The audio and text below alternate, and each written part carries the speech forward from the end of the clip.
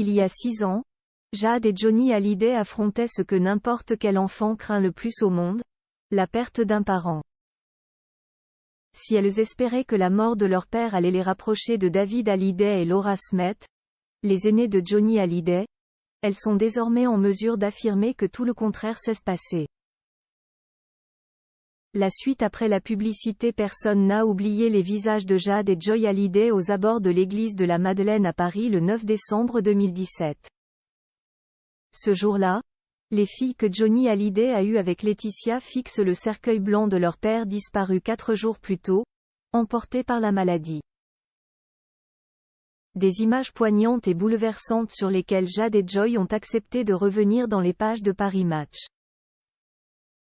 Une partie de cet entretien a été mis en ligne ce mercredi soir. Dans une interview exceptionnelle, la première qu'elles accordent avant leur passage dans l'émission 7 à 8 ce dimanche 10 décembre, Jade et Joy ont remonté le film des dernières années passées sans leur père, débuté par les obsèques suivies par des millions de personnes. Ce moment très douloureux, elles l'ont aussi vécu avec David et Laura à leur côté. Mais cette image d'unité a vite volé en éclats. Quelques jours après l'enterrement à Saint-Barth, une dispute autour de l'héritage éclate. Une querelle au cœur de laquelle Jade et Joy se sont retrouvées bien malgré elles et qui ont coupé les liens qu'elles pensaient avoir avec David et Laura. À Saint-Barth, David et Laura nous avaient fait de belles promesses, nous assurant qu'ils seraient toujours là, que l'on pourrait compter sur eux, que l'on se verrait souvent.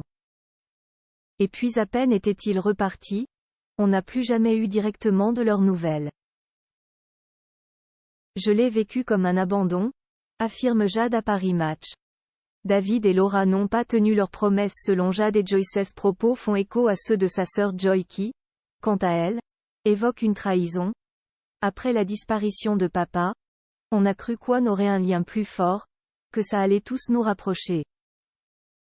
Comment peut-on se comporter ainsi quand on est censé faire partie de la même famille ? Même si je suis passée à autre chose, je n'oublierai jamais ce qu'ils ont fait. Le bilan dressé pour les deux jeunes filles est catégorique. Elles ont toutes les deux souffert de ce déchirement familial. C'est juste triste. On aurait aimé partager des moments avec notre grand frère et notre grande sœur pour parler de notre père plutôt que de les voir nous assigner en justice, alors qu'on ne leur a rien fait. Et puis il y a toutes ces histoires qu'ils ont racontées sur nous, tous leurs mensonges à propos de notre mère, prétendant qu'elle les empêchait de voir papa, alors qu'au contraire, elle a tellement essayé de reconstruire et de rapprocher cette famille déjà un peu déchirée. J'essaie de ne plus y penser, mais je crois que l'on ne pourra jamais leur pardonner. Ils nous ont blessés. David, Laura, Jade, Joy. Une relation compliquée dès le départ. Interrogée sur les liens qui les unissaient à David et Laura avant la mort de leur père, Jade et Joy n'ont pas caché que c'était compliqué pour plusieurs raisons, notamment l'éloignement géographique. On a peu de souvenirs avec eux car on ne se voyait pas souvent, explique Joy. Mais on a quand même passé quelques Noëls ensemble à Gstaad, et parfois Laura nous rendait visite à Los Angeles, explique Joy.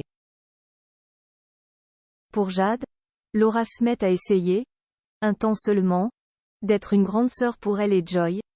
Elle faisait comme si on était super proches mais, en réalité, j'ai toujours eu le sentiment qu'il y avait entre nous une barrière.